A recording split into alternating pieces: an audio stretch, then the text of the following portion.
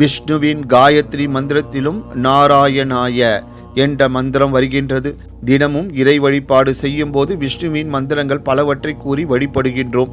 அத்தோடு விஷ்ணு பகவானின் காயத்ரி மந்திரத்தையும் உச்சரித்து வருவது மிகவும் நன்மையை அளிக்கும்.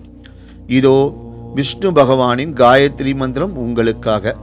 ஓம் நமோ நாராயணாய விக்மஹே வாசுதேவாய தீமஹி தன்னோ விஷ்ணு பிரஜோதியாத்.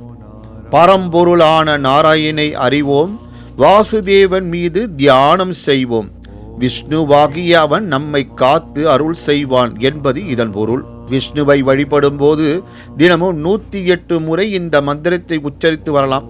இந்த மந்திரத்தை சொல்வதால் ஆபத்துகளில் இருந்து விடுபடலாம், உலக இன்பங்களை அனுபவிக்கலாம், மறுபிறவி நல்ல விதமாக அமையும், பாவங்கள் அகலும், நல்ல குணமும் அழகும் கொண்ட சந்ததிகள் உருவாகுவார்கள்.